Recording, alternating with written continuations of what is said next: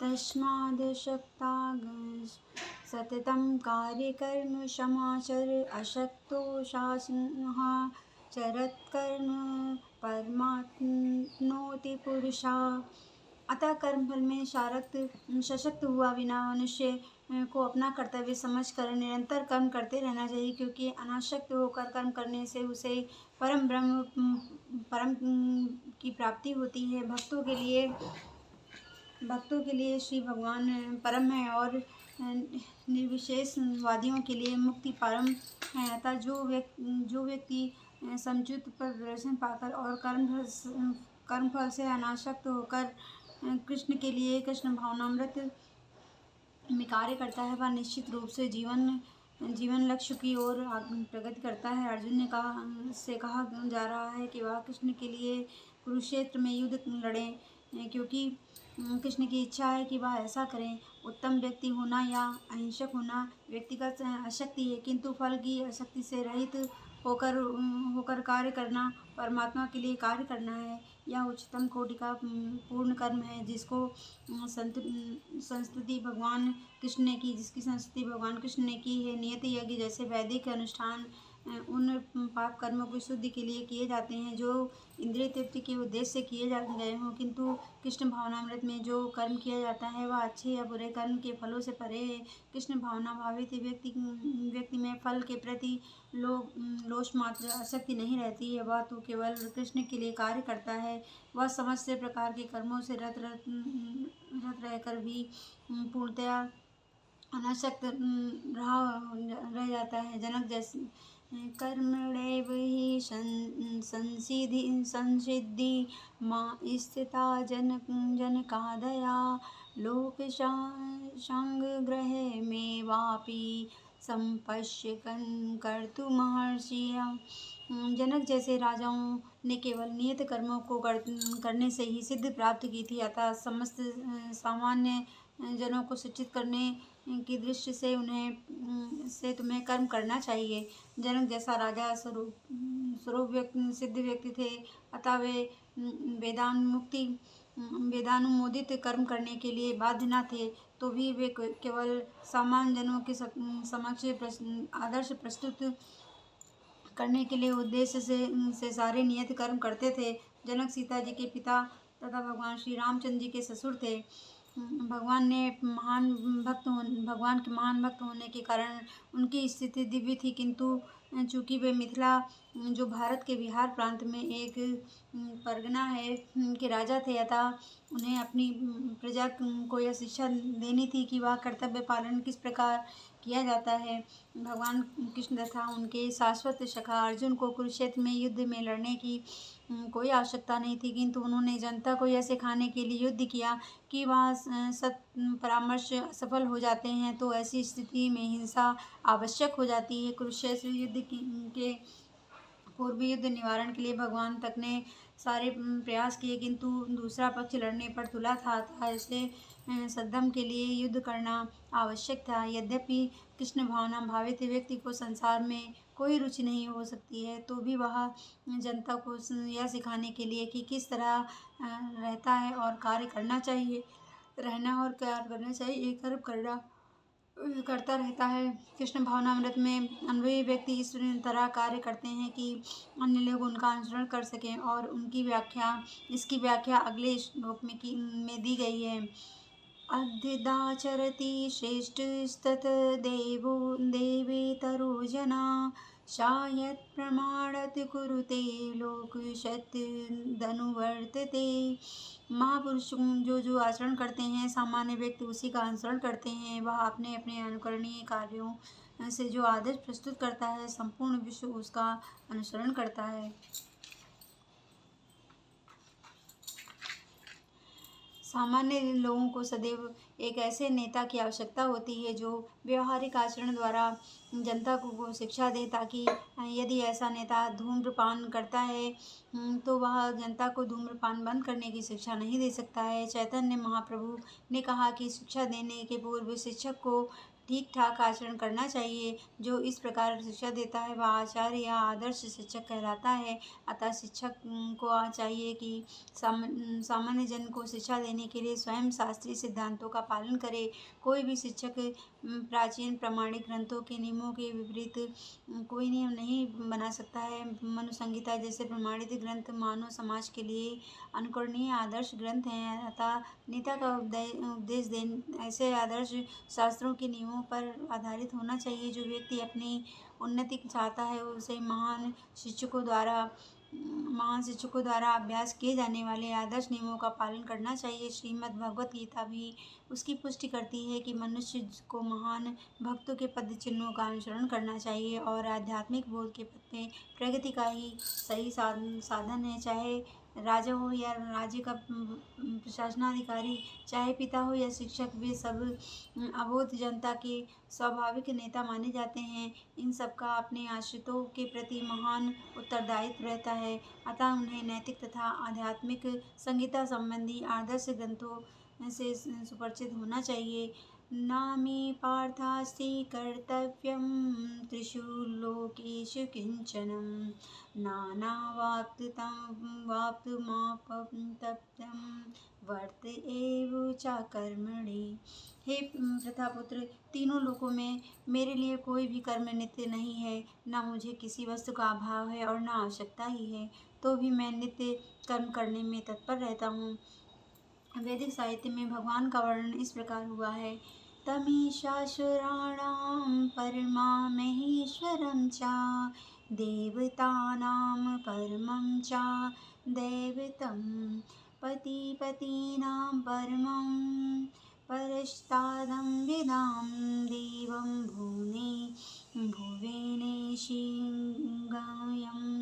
न तस्य कार्यकरणं च विद्यते न तत् मास्यस्याधिकर्षितं दृश्यते परास्य शक्तिविवृतिधैव श्रूयते स्वाभाविकी ज्ञानबलक्रिया च। परमेश्वर समस्त नियंताओं से इनके नियंता हैं और विभिन्न लोकपालकों में सबसे महान है। सभी उनके अधीन हैं। सारे जीवों को परमेश्वर से ही विशिष्ट शक्ति प्राप्त हुई है। जीव स्वयं श्रेष्ठ नहीं है, वे सभी देवताओं द्वारा पूज्य है और समस्त संचालकों के भी संचालक हैं। अतः वे समस्त भौतिक नेताओं तथा नियंताओं से बढ़कर हैं और सबों द्वारा आराध्य हैं। उनसे बढ़कर कोई नहीं है और वे ही समस्त कारणों के कारण हैं। उनका शरीर स्वभाव सामान्य जीव जैसा नहीं होता। उनके शरीर तथा आत्मा में कोई अंतर नहीं है। वे परम हैं। उनकी सारी इंद्रियां दिव्य हैं। उनकी कोई भी इंद्रिय अन्य किसी इंद्रिय का कार्य संपन्न कर सकती है।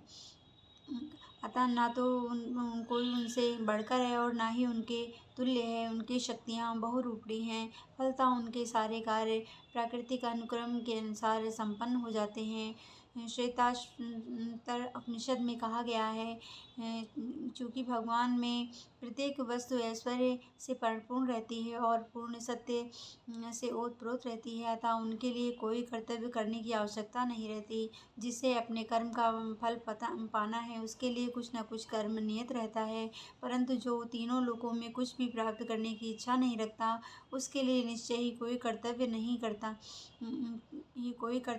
रहता है। फिर भी क्षत्रियों के नायक के रूप में भगवान कृष्ण कुरुक्षेत्र की युद्ध में कार्यरत हैं, क्योंकि क्षत्रियों का धर्म है दीन दुखियों को आश्रय प्रदान करना। यद्यपि वे शास्त्रों के विधि विधानों से सर्वथा ऊपर हैं, फिर भी वे ऐसा कुछ भी नहीं करते जो शास्त्रों के विरुद्ध हो। यदि हार्हं न वर्ततेऽयं जातु कर्मण्यर्थ तदित्रता मम वर्तन्ते मनुष्या पार्थ सर्वशः। क्योंकि यदि मैं नियत कर्मों को सावधानी पूर्वक ना करूं तो हे पार्थ, यह निश्चित है कि सारे कर्म मेरे पथ का ही अनुगमन करेंगे। आध्यात्मिक जीवन की उन्नति के लिए एवं सामाजिक शांति में संतुलन बनाए रखने के लिए कुछ परंपरागत कुलाचार हैं जो प्रत्येक सभी व्यक्ति के लिए होते हैं। ऐसे विधि विधान केवल बुद्धिजीवों के लिए हैं, भगवान कृष्ण के लिए नहीं हैं।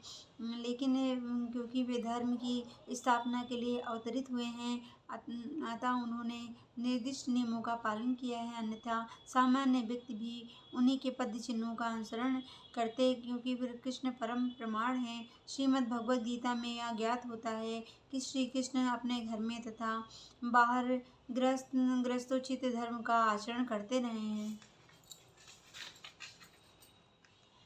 उत्सीदेयुरिमे लोकाना कार्या कर्म दे चेतम् शङ्करस्य चाकर्ता श्यामो वहन्यामि मा प्रजा। यदि मैं नियत कर्म ना करूँ तो ये सारे लोग नष्ट हो जाएं, तब मैं अवांछित जन समुदाय वर्ण शंकर को उत्पन्न करने का कारण हो जाऊंगा और इस तरह संपूर्ण प्राणियों की शांति का विनाशक बनूंगा। वर्ण शंकर अवांछनीय जन्म समुदाय है जो सामान्य समाज की शांति को भंग करते हैं। इस सामाजिक अशांति को रोकने के लिए अनेक विधि विधान हैं। इनके द्वारा स्वतः ही जनता आध्यात्मिक प्रगति के लिए शांत तथा सुव्यवस्थित हो जाती है। जब भगवान कृष्ण अवतरित होते हैं तो स्वाभाविक है कि वे ऐसे महत्वपूर्ण कार्यों की प्रतिष्ठा तथा अनिवार्यता बनाए रखने के लिए इन विधि विधानों के अनुसार आचरण करते हैं। भगवान समस्त जीवों के पिता हैं और यदि वे जीव पथ भ्रष्ट हो जाएं तो प्रत्यक्ष रूप से वह उत्तरदायित्व नहीं उन्हीं का है। अतः जब भी विधि विधान का अनादर होता है तो भगवान स्वयं समाज को सुधारने के लिए अवतरित होते हैं। किंतु हमें ध्यान रख देना होगा कि यद्यपि हमें भगवान के पद चिन्हों का अनुसरण करना है तो भी हम उनका अनुकरण नहीं कर सकते। अनुसरण और अनुकरण एक से नहीं होते हैं। हम गोवर्धन पर्वत उठाकर भगवान का अनुकरण नहीं कर सकते, जैसे कि भगवान ने अपने बाल्यकाल में किया था। ऐसा कर पाना किसी मनुष्य के लिए संभव नहीं है। हमें अपने उपदेशों का उनके उपदेशों का पालन करना चाहिए, किंतु किसी भी समय हमें उनका अनुकरण नहीं करना है। श्री भगवद गीता में अध्याय 10, 13, 30, 31 इसकी पुष्टि की गई है।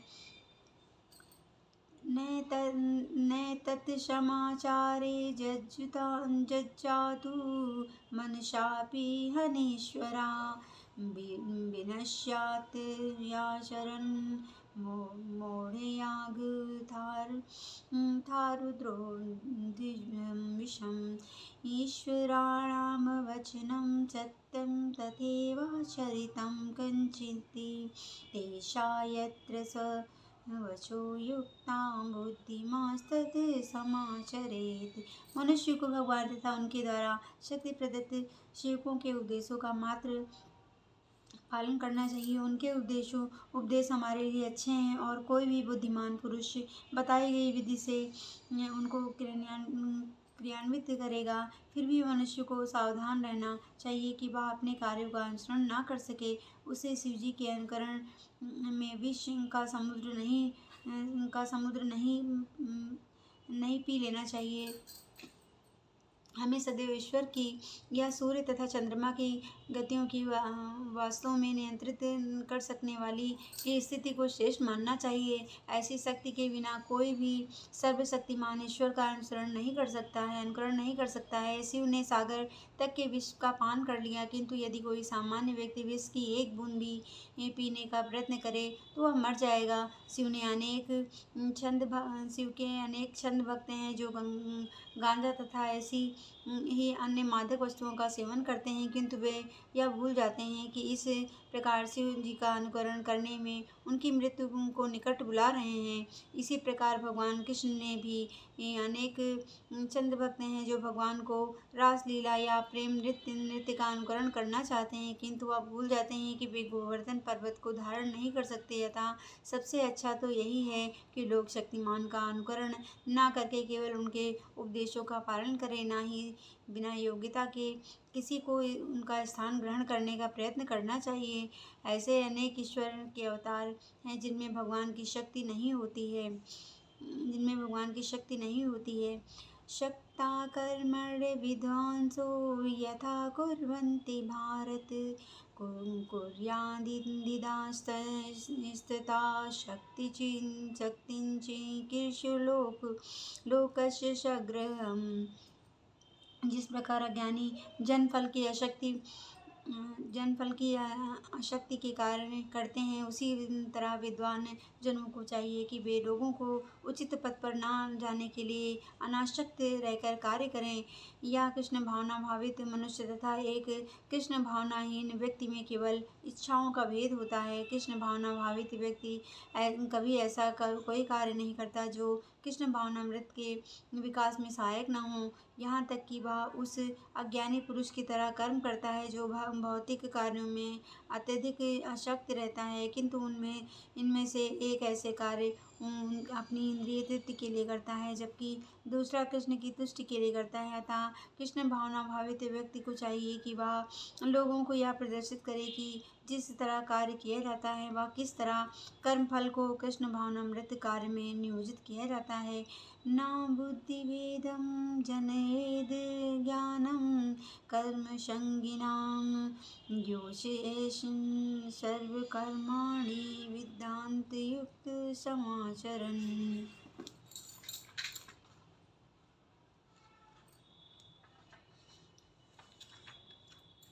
विद्वान व्यक्ति को चाहिए कि वह सकाम कर्मों में आसक्त अज्ञानी पुरुषों को कर्म करने के से रोके नहीं ताकि उनके मन विचलित न हो, अपितु भक्ति भाव से कर्म करते हुए वह उन्हें सभी प्रकार के कार्यों में लगाए जिसमें कृष्ण भावनामृत का क्रमिक विकास हो।